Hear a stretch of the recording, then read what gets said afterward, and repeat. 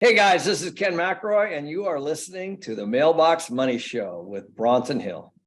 All right. So if you're new to real estate comes with lots of challenges. And one of the biggest challenges we find are the ability to scale, whether it's as a passive investor or somebody who's more active. It's hard to grow your wealth from just doing single families. I started out doing single families, had a small single family portfolio, and then I realized it was a lot of work. And if I would buy larger places like 50 units or 100 units, it would be much easier. And my guest today, Todd Dexheimer, has done just that. He has scaled to quite a huge thing, raised over $50 million. They bought a ski resort at one point. They've, since 2008, bought and renovated nearly 2,000 units. He's done 150 flips, bought and sold over 200 million in real estate. And he currently holds 150 million. He also has a podcast called The Pillars of Wealth Creation, which I was a guest on as well. And he was a high school industrial tech teacher prior to investing. So Todd, welcome. How are you today? Hi, I'm doing awesome. How are you, man? Thanks for having me on. Appreciate it. Oh, it's good to have you on. We were talking, I don't want to get you too fired up, but you were talking, you just were on the phone with it, or you were just, there's a maintenance issue or something going on with a guy that he wasn't treating the property as an owner would treat a property, right? Is that one of the issues and I love you actually touch base on that without, hopefully getting too emotionally upset, visibly upset, but talk about the issue and then talk about like just the challenge of scaling and kind of adding staff or how do you manage that when you have a big portfolio? Yeah. So, I mean, I'll build this particular issue. So this was, last week I was in town. These properties are not in my hometown. So I was in Kentucky, where the properties are. I'm based in Minnesota. And so I fly into town and walk in the grounds. And this is a property that's remodeled. Everything's nice. It should be running smoothly. It's not like we're in lease out phase or anything like that. We've done some or just are finishing some exterior renovations. Just landscaping all got done and all that kind of stuff. Anyways, so I'm walking the property grounds, and there's just crap everywhere. There's literally like a closet door that somebody pitched off their back porch, and it had been there for so long, the door had decayed and split into two and is sitting on the ground. And I pick the door up, and the ground beneath it is, the grass beneath it is all dead. And so it's been there clearly for at least 3-4 weeks. And there's just crap everywhere. So then that's just one little thing, but there's crap everywhere. And I'm just like, I don't expect my properties to ever be treated exactly how I want them to be treated. Now, maybe I try to give that expectation to the people that are working for us. And I try to tell them and teach them how I want my properties to be treated and how I want my residents to be treated. I think that's really important. Like, I try to tell my property managers, my on-site and my maintenance people, what our missions are. Like, we really, truly care about our residents. We want our residents to have a safe, comfortable house. We want to take care of them, right? We want to make sure maintenance is done on time. We want the building and the grounds to be really well kept. We just want this to be a place that they feel really good at home, that they can bring their family to, that they can share laughs with, and, friends can come over and, they just feel good about. That's the place that's the type of environment we want this property to be. And so that's what we try to, pass down to our staff, right? But we don't expect it to be perfect. But when I show up and it looks like that, and this is a nice location, and like I said, everything's nice, it just makes you very irritated, to say the least. And they know I'm coming into town. So that's the best presentation they're putting on, which means when I'm not there, it's even worse than that. Which really, then you have to go, what's happening? So for me, when I walk through a property like that, and I told you the conversation, I said, and I knew the answer. I said, who's in charge of the building and the grounds? And it's the maintenance guy. And I'm like, no, you're not. This is horrible. This is embarrassing. I'm embarrassed to be the owner showing up like this. And we walk through the grounds, and I showed him exactly what needs to be done. Now, he's got a very tight rope right now, because that's not the way we act. And in my opinion, and I've already told our property manager, we hire third party, but I've already told them, look, we are looking for a new maintenance person right now. Like, you guys need to be shopping for a new maintenance person. This guy needs to be on a performance, watch. And if he's not meeting performance expectations or exceeding them, he needs to be let go immediately. Like, we're not dealing with this as a constant. Because if this is not, it's not like this happened just one time. This had to be going on for a long time. Well, I want to slow you down one sec, Todd, because I know you're getting a little worked up emotionally there too. But I also know, for investors, I think this is something that if anybody's ever owned a house or had a property manager, they don't necessarily treat it the way that you would treat it as an owner. And that's and I think it's generally 95% of the time that's the way it is. So you have to manage the manager, because they're not thinking about things like that. Like, oh my gosh, somebody's going to show up and there's been a door that's been in the yard for probably months here, a long time. And so when you come in town, you're having to kind of monitor this stuff. Why do you think it's so hard? I mean, that's a simple concept to learn or to at least understand, but why is it so hard for a lot of property management companies or maintenance people or staff to not have it? Is it just the fact that they're not owners, or is it like, is there something else that goes into it that's like, because I'm sure you have properties that like they function great, but why is it that some people just can't get their head around that like, okay, you need to treat this like you are an owner, That's a great question. I think I think it's just all about psychology and training, how they've been trained, it's a learned behavior, right? So I think it's very common in the property management / ownership world. And especially, I would say it's changed a lot over the last maybe decade or two, but it's good enough. Oh, it's just a rental. How many times have you ever heard that? Oh, it's just a rental. I don't do too much. It's just a rental, right? Good enough. Just leave it. It's just the tenants, So you hear that. I mean, I'm sure you've heard that, right? You hear it all the time. So that's like, it's okay to have a crappy place because we're just renting it out. Like, to me, that's like, dude, you're like, that's not cool. Like, you're charging these people good money to live in your place. Show them some respect and give them a good place to live. But that's not how people have been trained to think. And so it's retraining that thinking. And sometimes that thinking just can't be retrained. And that's where you just have to move on from that person, right? So there is that. We need to move on from that person, and we need to find the person that either can be trained or already has that expectation, that pride of work, and saying, hey, good enough is not good enough. We're going to do this like it's my house, and we're going to treat these people with the respect they deserve to be treated with. They're not just dirtball renters. Like, they're not lowlifes. Like, these people work their butt off for the money that they earn, and they deserve a respectful place to live, right? And that's how we have to treat them. It's the idea too of like really having excellence, right, in what you do. And I think it's like if your kids, like they come home and they're like, hey, I got a D on one of my reports or on one of my assignments, and you're like, well, it's not acceptable. We try to get A's and B or whatever your standard is of like, this is what we do. But a lot of times people just haven't been taught, or the standards aren't there. And sometimes you cannot teach people to do it because they just don't have personal standards as well that operate in excellence, which is challenging in property management in general. In all aspects of business, quite frankly. I mean, it's challenging in property management, it's challenging in anything. Teaching excellence is very difficult, and it's something we try to work at. I think extreme ownership, it is very critical to try to get all staff on board with. Look, you are the one that is responsible for your job. Like, if it's your job, that's your responsibility. It's nobody else's. And so you have to take that ownership at what's happening with this property. So the maintenance, the on-site, like, that's your job. The regional manager, that's your job. If things are going wrong, and it always stops with them. And if you can try to kind of train that into people, and also yourself too, right? You have to take extreme ownership for yourself. Like, this guy is messing up. What did we do wrong? Did we not provide them and him the right expectations? Did we not lay it out properly that this is how we want our properties to look and act and feel? Did they not understand that? And so did we ultimately mess up? And the answer is, if something's going wrong, ultimately it's our job. We messed this up. And so how do we fix it?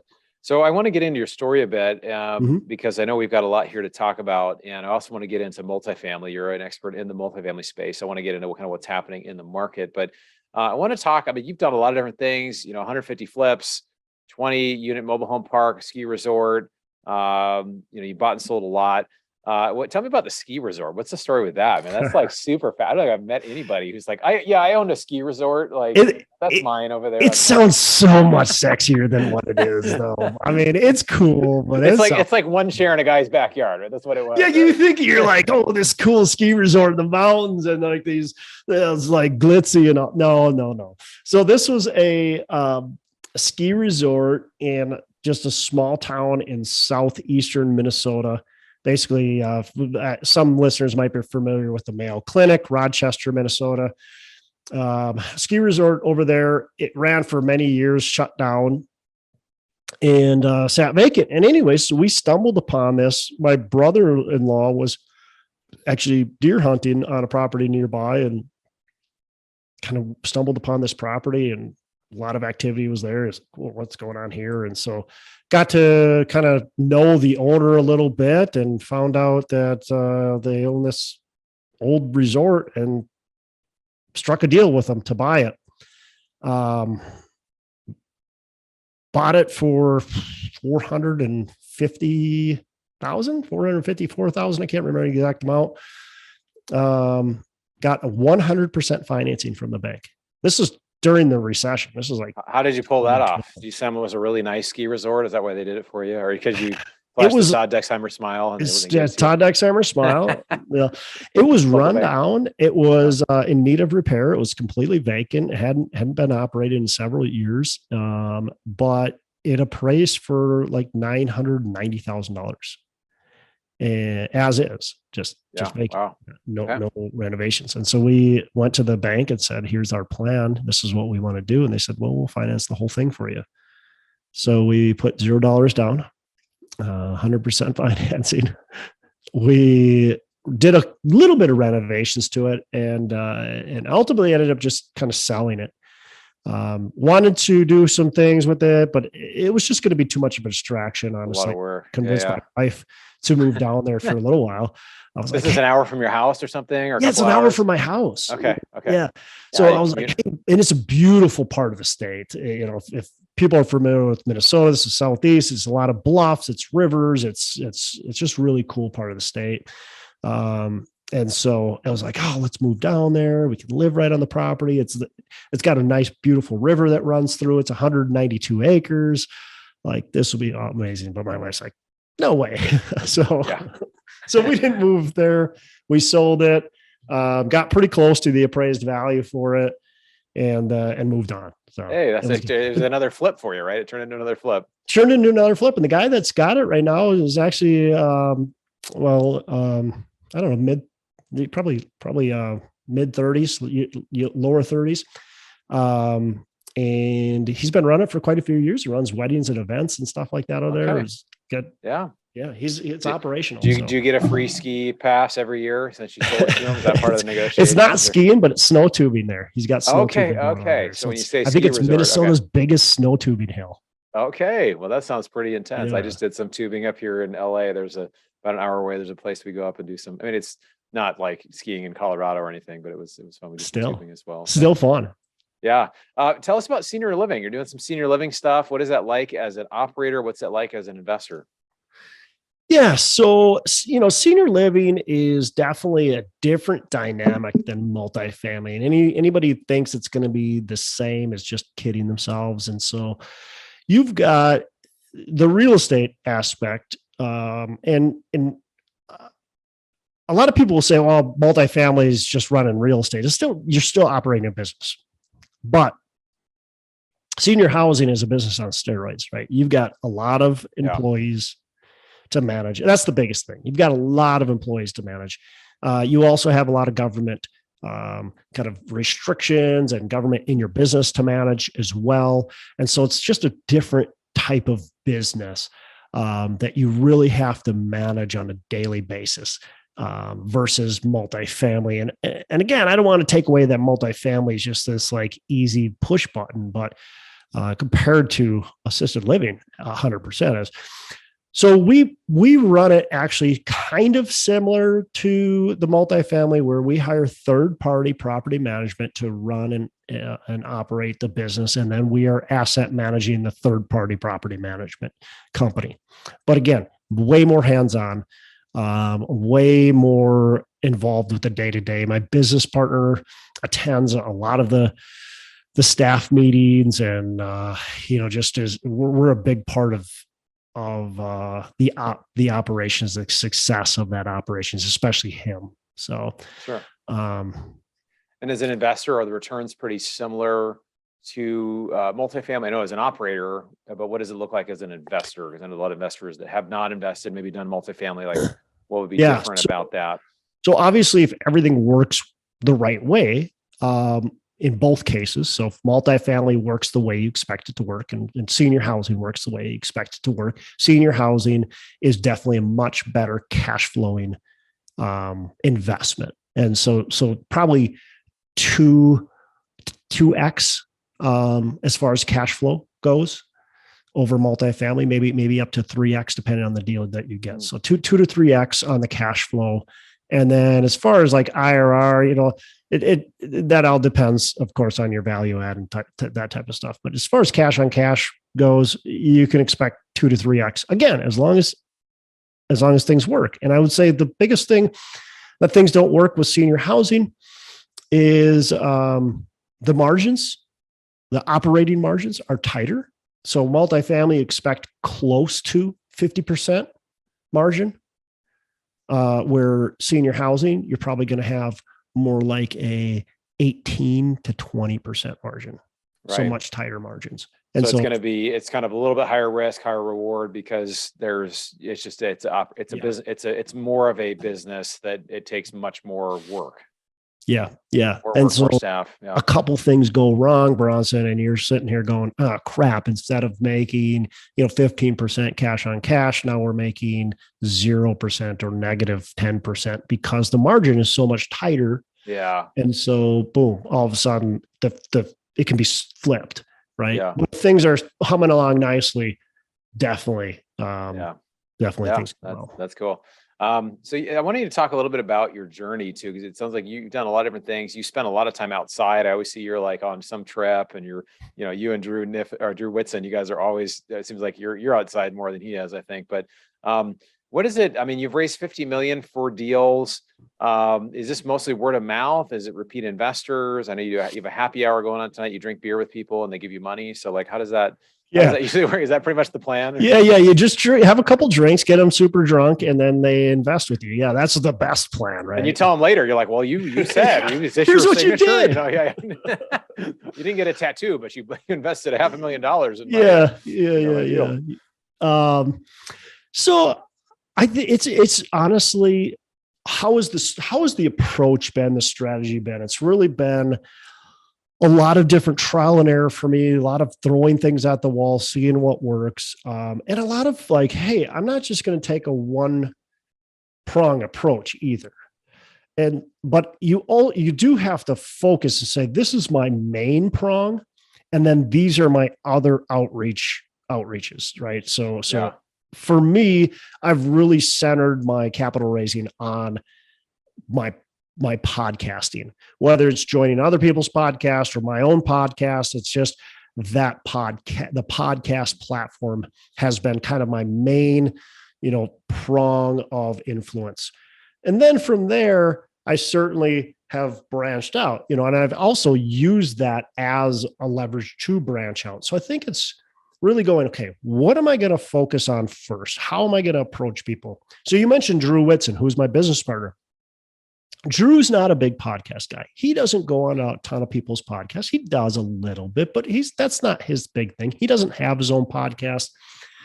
But what Drew does is he connects really well with people on a deep level. And then he gets them to give him referrals and connects with them on a deep level, and then connects with them on a deep level, and continues to ping pong onto all their connections, and connects on a really kind of intimate, more deep level with all of those people. So if I look at my network, and my network's got thousands of people in it, and you look at Drew's network and you go, ha, Drew, look at your network. It's only, in the small hundreds, maybe not even. But Drew can raise a big amount of money with that small network because of how he's built it. So it doesn't mean that you have to have this big social media imprint. Like you don't have to know, you don't have to have 10,000 or 50,000 followers. That means, that means nothing.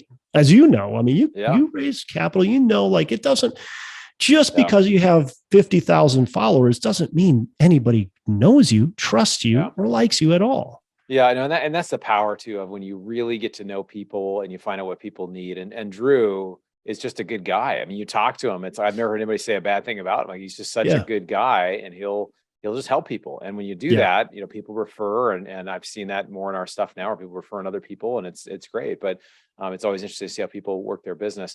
We have just a couple minutes left. I wanted to, I feel like it's just great. So easy to talk. We talk for hours, Todd, because we're just, but I guess I'll have to come to a happy hour then in Minnesota. And we can come on here. And I might sign up for some of your properties too, to invest, but depending on how much beer I drink. So let's talk for a minute about kind of what you're seeing right now in multifamily. At the time of this recording, rates are high, I don't know, maybe up 7% at some points or higher. Some people have really hit the brakes. I'm seeing a lot less deals than I used to. It's harder to finance them. Even the cash flow currently in deals is kind of getting eaten up sometimes by the interest rate caps. What are you seeing? Are you seeing a lot of pain people out there that are operating and then maybe they didn't expect this to happen? Or are you seeing a lot of new deals come up? Or what are some things that are happening in the market right now? I think our market is at a discovery period right now. So I think at this point in time, it is, I don't want to call it a dangerous time to buy, but it's a time to be cautious to buy, because it's at a discovery point. And I don't know which way it's going to go, Bronson. It could go to where we start seeing really good deals, or it could go to where the market just kind of stays where it's at, or maybe it even goes up. I don't know right now, but we're at this point of like, we're just going like up and down and sideways, and we're not quite sure where we want to go. These sellers, they want the same prices they could have gotten 6 to 12 months ago. The buyers, a lot of buyers want 30%, 20%, 10% discounts. And some will want a 2% discount. So everybody's got a different opinion. And so I think there's a lot of discovery happening, and I think that's going to continue for a while. One interesting note is there's $1 trillion worth of loans that'll come due between now and 2024, meaning they have to either refi, sell, extend their loans, something like that. And now that's not doom and gloom. Like that doesn't mean this is just normal, right? This happens. This is pretty normal. But the difference between, a normal time and now is that interest rates were at 3, 4, maybe 5% when they locked in. And now they're sitting here at 6, maybe they'll be at 7, maybe higher. I don't know, but what are you going to be able to extend or refinance at? Where are those loans at? And then, okay, what if the debt service ratio doesn't cover it? What are we going to be able to sell at? What's the cap rate? How many of those loans are going to have, or how many of those people are going to have to sell? And what kind of pressure is it going to put on the market? So I think we're in for some really interesting times. I'm not going to sit here on the show and tell you, hey, the market's going to crash or it's going to be blood on the streets. But I do think there's going to be some opportunities out there for people who are really diligent, people that are very much paying attention to the market. I think there's going to be interesting opportunities out there, maybe to be able to get in on some of the equity and to be able to step in on a struggling GP and step in and take their GP position and potentially even rescue some deals with new equity. When call it a shot of adrenaline in this deal. That's a well-positioned deal, but just is underfunded. And we can shoot in some adrenaline, come in, take the GP out and rescue a deal. I think there's opportunity for people who are out there looking for opportunities. And there's going to be some pain probably for some of those operators out there who maybe weren't so careful, got stuck in a bad situation or whatever. Yeah, no, I think there's a lot of different factors going on, and no one knows. Obviously, there's things that we can ascertain from that. Well, Todd, I really appreciate you. I appreciate how much value you add to the marketplace, both in the different types of deals you've done, from ski resorts to senior living. Maybe you can combine those two. You could do a senior living ski resort, or put the seniors on tubes and make them sign a long way. That would be fantastic. Or do the happy hours together with it somehow? So all about synergies, right? You can synergize. But anyway, no, it helps you get through those Minnesota winters. But no, it's really great to have you, man. I appreciate you, and I encourage everybody to reach out to you and get in touch and hear about your deals, get on your list. You guys are a great group, great operators. What's a way people can connect with you? Yeah, appreciate you asking that. EndurusCapital.com, ENDURUS capital.com. Also, Pillars of Wealth Creation.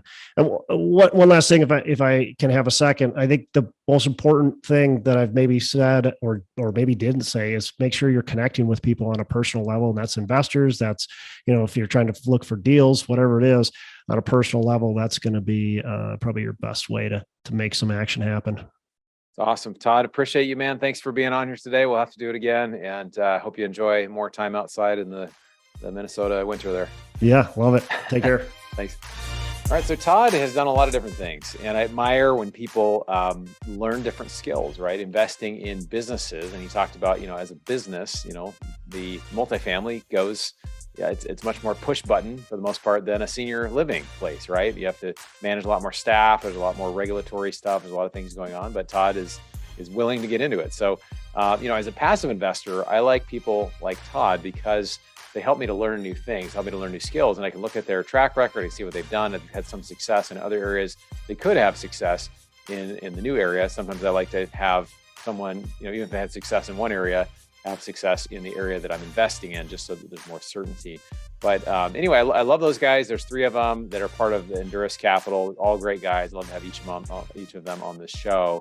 But again, it's really important that, one thing I got from the maintenance issue there is just that, when properties are being managed, and if you're a passive investor, it's important that an operator has this too, that they have skin in the game, or that at least they treat the property and they treat the investment as if it's their own. And that's in one way too. When their money is invested in the deal and there is skin in the game, I typically will put a fair amount in every single deal just to make sure that our interests are aligned. And a lot of times you get paid in a way that as the deal performs, you get paid well as an operator. So having the alignment of interest is very different than the Wall Street type of thing, right? Where you get a fee no matter whether people, whatever they do, as long as they don't sell. So a lot of times when there's a crash or there's a dip in the stock market, a lot of it is just psychology to try to get people not to sell versus, in general, multifamily and a lot of these other assets are much more stable.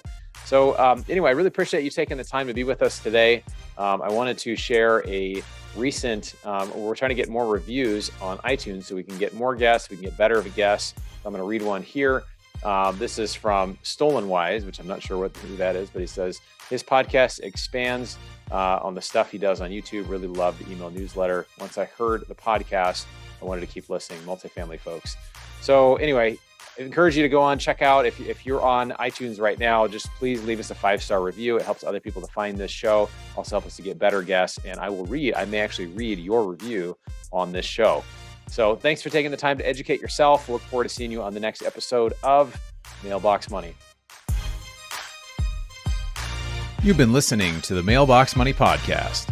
For more free resources, articles, and videos, go to bronsonequity.com. There you can download your copy of the special report, The Single Best Investment Strategy During and After a Pandemic.